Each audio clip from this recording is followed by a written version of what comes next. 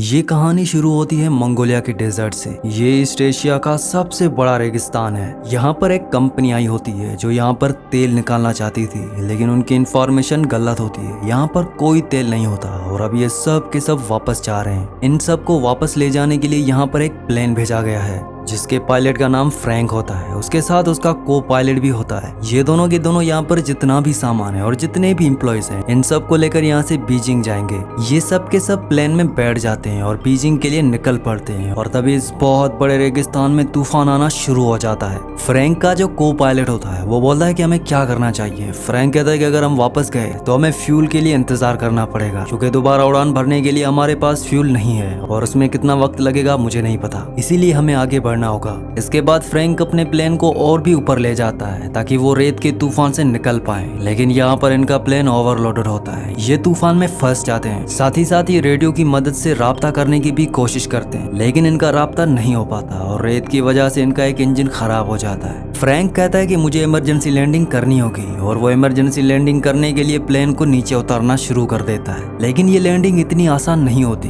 क्योंकि आगे उसे कुछ भी नहीं दिख रहा होता और जैसे ही प्लेन और नीचे उतरता है तो उनके प्लेन का पिछला हिस्सा एक चट्टान से टकराता है, जिस वजह से पीछे का दरवाजा खुल जाता है। इनमें से एक पैसेंजर उड़ जाता है और उसकी मौत हो जाती है। और अब इनका प्लेन रेगिस्तान में घिसटता हुआ आगे तक जाता है और जब प्लेन रुकता है तो ये देखते हैं कि प्लेन में 2 पैसेंजर्स और मर चुके होते हैं, लेकिन अभी भी ये बाहर नहीं जा सकते क्योंकि बाहर तूफान चल रहा है। और जब तूफान थमता है तो ये दिखाया जाता है कि इनका पूरा प्लेन रेत के अंदर दफन हो चुका है। लेकिन कुछ ही घंटों के बाद रेत वहां से खुद ही उड़ जाती है और उनका प्लेन एक बार फिर से विजिबल हो जाता है। ये सब के सब बाहर आते हैं और अपने खाने की सप्लाई चेक करते हैं और उन्हें पता चलता है कि इनके पास 1 महीने के खाने और पीने की सप्लाई है। इन्हीं में से एक आदमी होता है, वो कहता है कि मैं चलकर यहाँ से बाहर निकल जाऊंगा। दरअसल इन्हें यहाँ से बाहर निकलने के लिए 200 माइल का सफर करना होगा, क्योंकि अब ये मंगोलिया में नहीं बल्कि चाइना में कहीं है। लेकिन इन्हें अपनी एग्जैक्ट पोजीशन नहीं पता होती और ना ही इनका रेडियो काम कर रहा होता है। वो आदमी तो यहाँ से चलकर निकलना चाहता है। वो कहता है कि मैंने मैराथन किया है, मैंने हाइकिंग ट्रैकिंग की है, मैं यहाँ से जा सकता हूँ। उसे बताया जाता है कि ये जुलाई का महीना है और रेगिस्तान में जुलाई का महीना सबसे गर्म होता है। अगर आप 1 गिलास पानी पियोगे तो कुछ ही मिनटों में तुम्हारे जिस्म में पसीना बनकर 10 गिलास पानी निकल जाएगा। वो कहता है कि मैं सिर्फ रात को सफर करूंगा। उसे बताया जाता है कि लेकिन तुम्हें रास्ता पता नहीं चलेगा क्योंकि यहाँ पर जो पहाड़ियाँ हैं वो मैग्नेटिक है और तुम्हारा कंपास कभी भी काम नहीं करेगा, इसीलिए तुम गोल गोल घूमकर बार बार एक ही जगह पर आ जाओगे।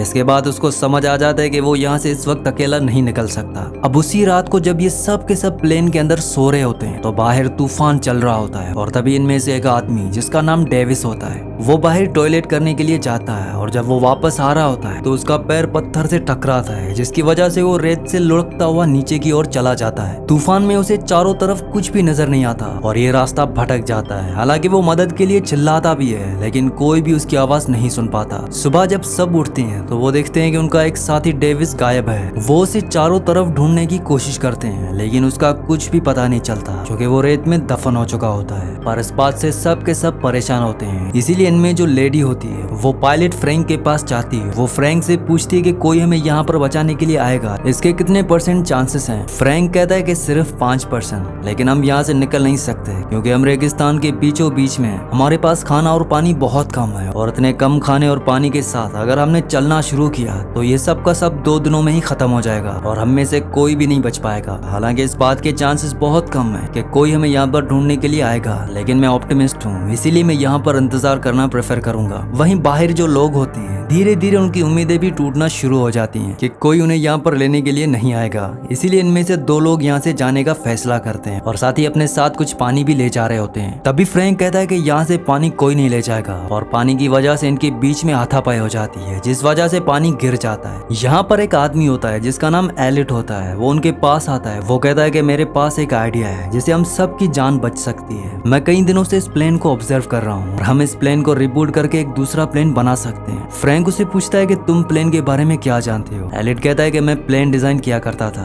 दरअसल एलिट के बारे में कोई भी ज्यादा नहीं जानता था क्योंकि वो उस कंपनी के साथ काम नहीं करता था जो मंगोलिया में तेल निकाल रही थी। वो एक दिन वहाँ पर आयरोस के बाद से पिछले 2 सालों से उन्हीं के साथ था। यहाँ पर एलिट के बारे में जानने के बाद सब शॉक होते हैं, लेकिन साथ ही साथ अब उनके अंदर एक उम्मीद भी है और वो सब तैयार हो जाते हैं कि वो इस प्लेन को रिबिल्ड करेंगे। लेकिन फ्रैंक उनकी बातों से एग्री नहीं होता। वो कहता है कि ऐसा नहीं हो सकता। वो उसके लिए साफ साफ मना कर देता है और अगली सुबह इनमें से एक, जिसका नाम जेम्स होता है, वो यहाँ से निकल जाता है। तब यहाँ पर जो लेडी होती है वो उसे ढूंढने के लिए जा रही होती है। फ्रैंक उसे रोकता है, वो कहता है कि मैं जाऊंगा, और फ्रैंक उसे ढूंढने के लिए निकल पड़ता है। वो उस पहाड़ी तक पहुंच जाता है जहाँ पर इनके प्लेन का एक पिछला हिस्सा टकराया था, और प्लेन से जो आदमी गिर गया था उस आदमी की लाश अभी भी वहाँ पर होती है, पर उसके जिस्म पर उसके कपड़े नहीं होते। वहाँ पर कुछ गोलियों के कवर भी होते हैं। ये देखकर फ्रैंक पूरी तरह से हैरान हो जाता है, और तभी वहाँ पर जेम्स आता है। जेम्स कहता है कि हमसे पहले यहाँ पर कोई आ चुका है, मैं यहाँ पर अपनी घड़ी लेने के लिए आया था जो इस आदमी से पोकर में हार गया था, पर अब इसके हाथ में वो घड़ी नहीं है। इसीलिए ये समझ जाते हैं कि यहाँ पर रेगिस्तान के स्मगलर्स आए थे जो उनके साथी के हाथ से घड़ी ले गए। साथ ही साथ यहाँ पर गोलियों के कवर्स भी होते हैं, क्योंकि उन लुटेरों ने इनके साथी के जिस्म पर अपनी गोलियां चलाकर निशानेबाजी की प्रैक्टिस की होती है। फ्रैंक जेम्स से वापस चलने के लिए कहता है, लेकिन जेम्स मना कर देता है। वो कहता है कि तुम दोबारा प्लान क्यों नहीं बनाना चाहते। फ्रैंक कहता है कि वो इसलिए क्योंकि मैं उन्हें झूठी उम्मीदें नहीं देना चाहता, ऐसा कुछ नहीं होने वाला। जेम्स कहता है कि इस दुनिया में हर एक इंसान प्यार चाहता है, और अगर हम किसी को प्यार नहीं दे सकते तो हमें उसे उम्मीद देनी चाहिए। अगर हम उसे उम्मीद भी नहीं दे सकते तो उसे वो करने देना चाहिए जो वो करना चाहता है। जेम्स की बातें सुनने के बाद फ्रैंक इन लोगों को प्लान बनाने में साथ देने के लिए राजी हो जाता है, बावजूद इसके कि उसे पूरा यकीन है कि प्लान नहीं बन सकता। ये दोनों के दोनों उस जगह पर आ जाते हैं जहाँ पर इनके बाकी साथी हैं, और अब ये सब मिलकर प्लेन बनाना शुरू करते हैं। ये दिन में काम नहीं करते क्योंकि यहाँ पर बहुत गर्मी होती है, इसीलिए पूरी रात काम करते हैं। पर इनकी परेशानी तब बढ़ जाती है जब एक रात को इनका वो फ्यूल जो इन्होंने आग जलाने और जनरेटर जलाने के लिए रखा होता है उस पर वेल्डिंग करते हुए चिंगारियां गिर जाती हैं और एक बहुत बड़ा ब्लास्ट होता है। हालांकि इस ब्लास्ट में किसी की जान नहीं जाती, लेकिन इनका सारा का सारा फ्यूल बर्बाद हो जाता है। अब इनके पास उतना ही पेट्रोल, मतलब कि उतना ही फ्यूल बचा है जिस पेट्रोल से ये यहाँ से निकल सकते हैं। ये अब इसका इस्तेमाल नहीं कर सकते, इसीलिए अब इन्हें रात को नहीं बल्कि दिन में काम करना होगा। और दिन में यहाँ पर बहुत ज्यादा गर्मी होती है, लेकिन ये हिम्मत नहीं हारते, ये दिन में काम करना शुरू कर देते हैं। और अब जब इन्होंने प्लेन को रिबूट किया है उसमें इन्हें एक विंग को जोड़ना है, और इनके पास एक ही मौका है। अगर ये विंग नीचे गिर गया तो ये कभी भी ऊपर नहीं आ सकते, क्योंकि इनके पास इतने भारी सामान को उठाने के लिए कोई भी क्रेन नहीं है। और अभी उसे धीरे धीरे ऊपर से छोड़ना शुरू करते हैं, लेकिन तभी वो जंजीर टूट जाती है जिसे इन्होंने उस विंग को होल्ड किया होता है। वो विंग बहुत तेजी के साथ नीचे की तरफ घिसटता हुआ जाता है और वो सीधा प्लेन से टकराता है। इस बात से सब हैरान हो जाते हैं। प्लेन के अंदर पहले से इनका एक साथी होता है जिसे उस विंग को एक बोर्ड से जोड़ना होता है, और तभी वो बाहर आता है। वो कहता है कि मैंने कर दिया।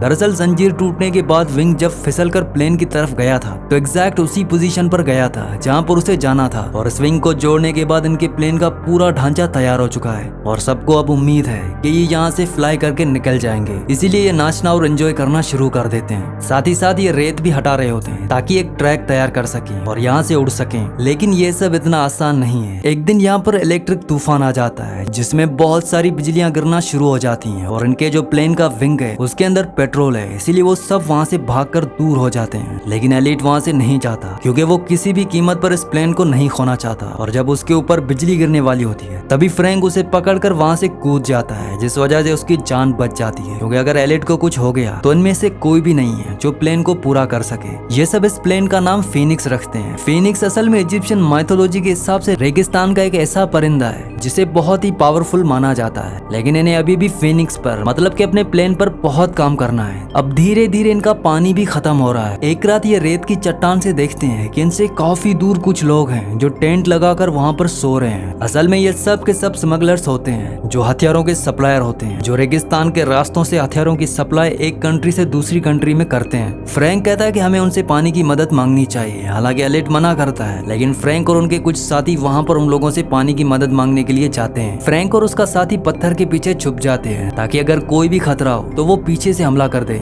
इनके पास गन भी होती है, और जब वो उन स्मगलर से पानी की मदद मांगते हैं तो उनमें से एक आदमी इन्हीं के एक आदमी पर गोली चला देता है। फ्रैंक और उसका जो साथी होता है वो पीछे से उन पर गोलियां चलाते हैं और उनके आदमियों को मार देते हैं, लेकिन एक स्मगलर वहां से भागने में कामयाब हो जाता है। हालांकि फ्रैंक के पास मौका था उसे पीछे से गोली मारने का, लेकिन वो गोली नहीं चलाता क्योंकि वो खूनी नहीं है। यहाँ पर जेम्स इन मरे हुए स्मगलर्स में से एक स्मगलर का हाथ में वो अपनी घड़ी देखता है जो उसके उस दोस्त के पास थी जिसकी प्लेन से गिरकर मौत हो गई थी। मतलब कि ये वही स्मगलर्स हैं जो पहले भी यहाँ पर आ चुके थे और इन्हीं स्मगलर्स ने इनके मरे हुए साथी के ऊपर गोलियां चलाई थी। मतलब कि ये बहुत ही खतरनाक स्मगलर्स थे। इनमें से एक स्मगलर बच जाता है, वो जख्मी होता है और ये सब उसे अपने प्लेन के पास लेकर आते हैं। हालांकि कुछ लोग चाहते हैं कि इसे मार दिया जाए क्योंकि इसने इनके साथी को मारा है, लेकिन फ्रैंक ऐसा करने से मना करता है और सबके बीच में आर्ग्यूमेंट हो रहे होते हैं। तभी एलिट उसे गोली मार देता है, जिस वजह से फ्रैंक और एलिट के बीच में आर्ग्यूमेंट्स होना शुरू हो जाते हैं। एलिट फ्रैंक को ब्लेम करता है, वो कहता है कि तुम पायलट थे, तुम्हारी वजह से हम यहाँ पर फंसे हैं और तुम्हारी वजह से हमारे एक साथी की जान गई क्योंकि मैंने मना किया था, फिर भी तुम वहाँ पर गए। और इस बात से फ्रैंक को गुस्सा आ जाता है, वो एलिट को एक पंच मारता है और अब एलिट इन सब से नाराज हो जाता है क्योंकि उसकी ईगो हर्ट हो जाती है। वो कहता है कि मैं अब प्लेन नहीं बनाऊंगा, मुझे जितना काम करना था मैंने कर लिया, मैं यहाँ पर 10 लोगों के बराबर काम करता हूँ और तुम सब आराम करते हो। केली यहाँ पर उसके पास आती है और वो उसे कहती है कि तुम्हारे बिना हम इस प्लेन को नहीं बना सकते, हमें तुम्हारी जरूरत है। वो कहता है कि सब अगर मुझे रिक्वेस्ट करेंगे तभी मैं प्लेन को बनाऊंगा और सबको उसे रिक्वेस्ट करनी पड़ती है, यहाँ तक के फ्रैंक को भी। फ्रैंक कहता है कि तुम यहाँ के बॉस हो,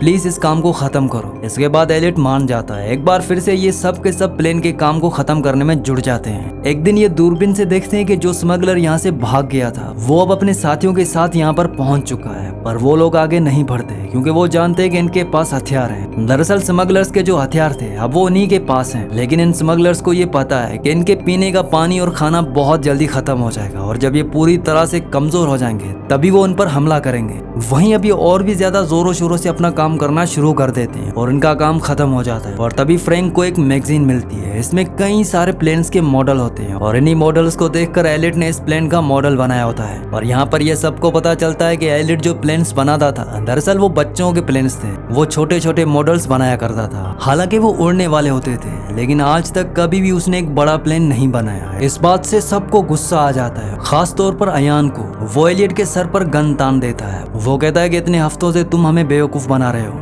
ये प्लेन कभी नहीं उड़ने वाला क्योंकि तुमने आज से पहले कभी भी उड़ने वाला इतना बड़ा प्लेन नहीं बनाया। लेकिन एलियट को पूरा यकीन होता है, वो कहता है कि ये प्लेन उड़ेगा। हालांकि हम छोटे प्लेन्स बनाया करते थे लेकिन वो रिमोट कंट्रोल वाले हुआ करते थे, उनमें बैलेंस की ज्यादा जरूरत होती है। फ्रैंक अयान को रोक देता है और तभी यहाँ पर तूफान आना शुरू हो जाता है और जब हवाएं तेज होती हैं तो जो प्लेन इन्होंने इतने हफ्तों की मेहनत से बनाया होता है वो हवा में अपने आप ही हल्का हल्का उठना शुरू हो जाता है और ये देखकर सब समझ जाते हैं कि ये प्लेन उड़ेगा। उनके दिल में जो उम्मीद खत्म हो चुकी थी एक बार फिर से वो जाग उठती है, लेकिन ये रेगिस्तान का तूफान होता है जिस वजह से प्लेन पूरी तरह से रेत में ढक जाता है। तूफान खत्म होने के बाद सब के सब हताश हो जाते हैं क्योंकि इन्हें अभी भी यकीन नहीं है कि ये प्लेन इन सबको लेकर यहाँ से उड़ सकता है। लेकिन फ्रैंक कहता है कि हम सब ने इसे मेहनत से बनाया है और इसे हम यहाँ से उड़ा कर ले जाएंगे। ये सब के सब प्लेन को रेत से निकालते हैं और खींचते हुए उस जगह पर ले जाते हैं जहाँ पर रेत नहीं होती। इसके बाद ये प्लेन को स्टार्ट करते हैं। प्लेन स्टार्ट होता है लेकिन जल्दी बंद हो जाता है। ये कई बार ट्राई करते हैं और फाइनली इनका प्लेन स्टार्ट हो जाता है। प्लेन के इंजन की आवाज सुनकर जो स्मगलर्स होते हैं वो उनकी तरफ आने लगते हैं। वो घोड़ों पर अपनी गन्स लेकर इन्हें मारने के लिए इनकी तरफ आ रहे होते हैं। ये सब के सब प्लेन के ऊपर चढ़ जाते हैं और विंग के साथ लटक जाते हैं। दरअसल इनके प्लेन का डिजाइन ऐसा होता है कि उसके अंदर बैठने के लिए किसी के लिए कोई भी जगह नहीं होती। उन्होंने एक बहुत बड़े हवाई जहाज से एक छोटा प्लेन बनाया है और अब इनका प्लेन रनवे पर आगे बढ़ना शुरू हो जाता है। पीछे से स्मगलर्स इन पर लगातार गोलियां चला रहे होते हैं लेकिन इनमें से किसी को भी गोली नहीं लगती और तभी इनका रनवे खत्म हो जाता है। स्मगलर्स को लगता है कि ये सब मारे गए हैं, लेकिन अगले पल ही इनका फिनिक्स उस खाई से उड़ता है और वो आसमान में उड़ना शुरू कर देता है। ये सब के सब इससे बहुत खुश हो जाते हैं क्योंकि इतने हफ्तों से जो उन्होंने मेहनत की थी वो मेहनत इनकी कामयाब हो चुकी है। और इस तरह से ये सब मौत के मुंह से, खतरनाक रेगिस्तान से जहाँ से निकलना नामुमकिन है वहाँ से निकल जाती है और लास्ट में हमें इन सब की फोटोज दिखाई जाती है। ये सब के सब अपनी फैमिली के साथ अपने काम में खुश हैं। फ्रैंक और उसका को पायलट अपनी खुद की एयरलाइंस खोल लेते हैं जिसका नाम वो फीनिक्स रखते हैं और एलिट की फोटो एक मैगजीन में छपती है जिसमें क्वेश्चन मार्क के साथ लिखा होता है नासा की नई उम्मीद, मतलब कि वो अब नासा के लिए काम करता है। इसी के साथ इस मूवी का एंड हो जाता है। अगली कहानी आप किस मूवी पर सुनना चाहते हैं मुझे नीचे कमेंट्स में जरूर बताना और अगर ये वीडियो आपको पसंद आई हो तो इस वीडियो को लाइक कर देना और मजीद ऐसी वीडियोस देखना चाहती हो तो इस चैनल को सब्सक्राइब लाजमी से कर दें।